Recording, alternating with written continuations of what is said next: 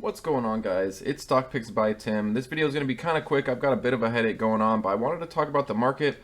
Stock market just closed here. We're going to look at a couple things. One thing to note is Apple hitting lows. As Apple continues down, the overall market will likely continue down. We're also going to look at the SPY and what's been going on there. And at the end here, we'll take a glance at Bitcoin. Now, if you like these videos, don't forget to like, subscribe, hit the notification bell. I try to put out daily videos. Definitely check out the links down below. Get your free stocks and cryptos. Check out the free Discord. And first off, let's take a look at Apple. Now, looking at Apple, what do we see? Well, we are now at our lowest point on the year. And you'd have to look all the way back into June 2021 to see Apple at these prices. Now, what do we see here? Well, since August of 2022, Apple's been in a bit of a downtrend. And you could argue that it's been since 2021 of December, but it has bounced up and down since then. But in this recent downtrend since August, Apple's definitely not been looking very good. Now, of course, if you're a long-term buyer, probably a great time to add to it.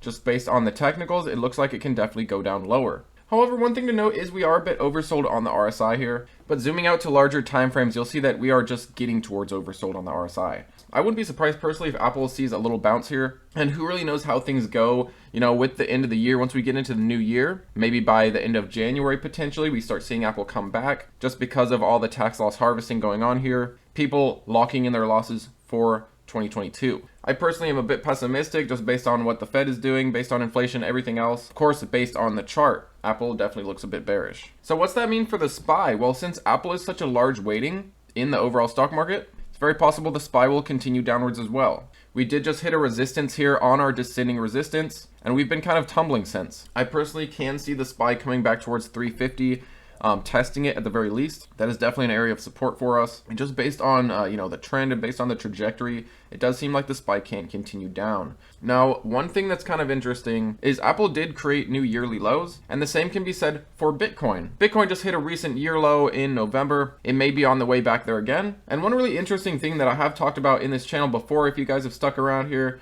a lot of these small caps, they hit their lows in May. Many of them have not since gone down there. Some are approaching, but it's very interesting to think that, we've gone through a good majority of this year, and despite the overall market, the large caps all dropping, all mostly hitting lows, small caps have been, for the most part, recovering, trading sideways, at least not creating new lows since May 11. Of course, there are some outliers, but for the most part, you'll notice this across the board for the small caps. I think that's definitely something very interesting, but let me know what you guys think. The market does typically recover with small caps first. When we do get a brush of that risk on, people start piling into those stocks that have been so beaten down. I personally wouldn't be surprised to see large caps continue down, small caps even test their May 11 lows. That being said, I think some small caps are extremely attractive near their May 11 lows. But let's get on with this video. Let's look at Bitcoin really quick. You'll see that Bitcoin, at least recently, seems to be holding up a little better than the overall market. For the most part of this year, we'll see the market go down, we'll see Bitcoin go down. Well, lately Bitcoin's been holding really strong in the 16,500 area. Definitely not a lot going on, very quiet. And it's been like this pretty much since the beginning of November. We did hit our low point here towards the end of November, right around 15.5.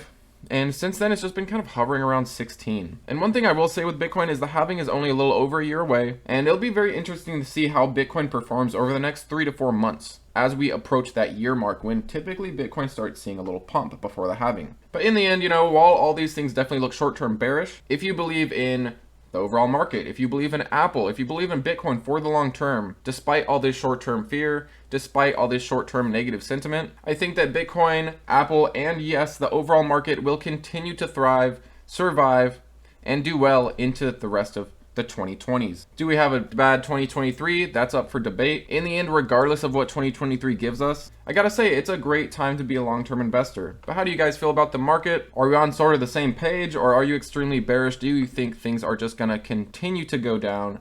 Do you think the market is over? And if your answer is no, then when is it time to invest? That's all I got for you guys. Thanks as always for watching. I appreciate you. Take it easy.